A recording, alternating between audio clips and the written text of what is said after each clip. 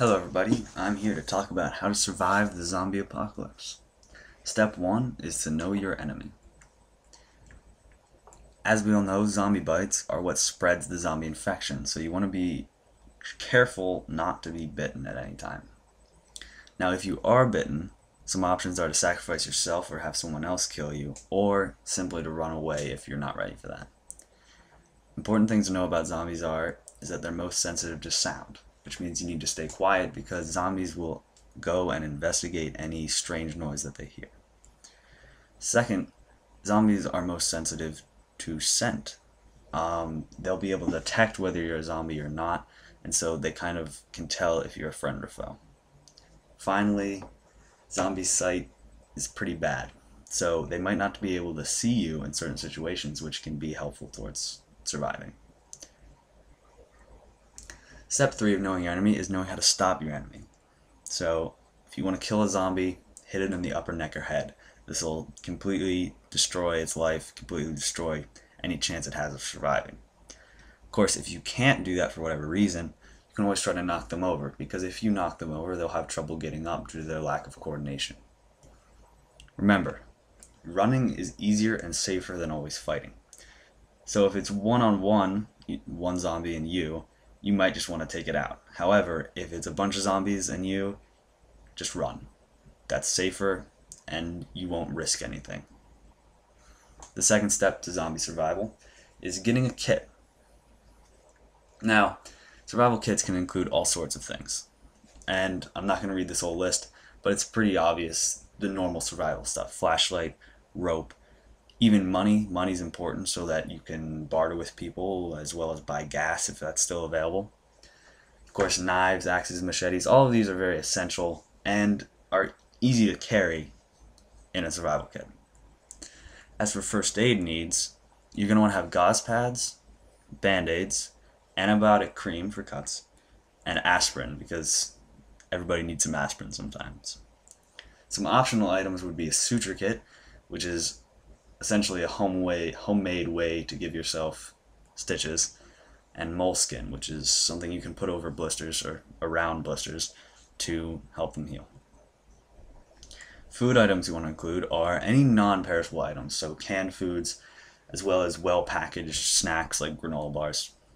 An easy thing to bring is honey. Honey provides a lot of energy and it's very hard to mold over. It doesn't perish, so it's a safe, easy thing to carry. And then finally, if it's available, you might want to grab some hard candy for the kids or just to enjoy yourself. Step 3 of surviving the zombie apocalypse is to make a plan. The first step of making a plan is making a team. You want to make your team out of people you can trust and people who can trust you.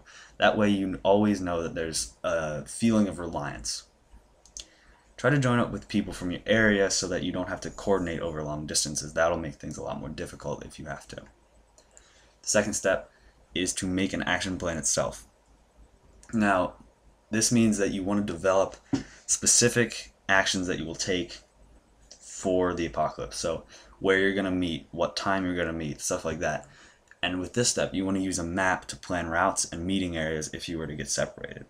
This is a very important step because it really defines what you're going to do. And then finally, you can designate duties for each of the members of your team so that one member might know CPR, the other one knows how to cook on an open fire, and so you have a variety of skills coming together to form a pretty solid team. The last step of making a plan is to pick a new home.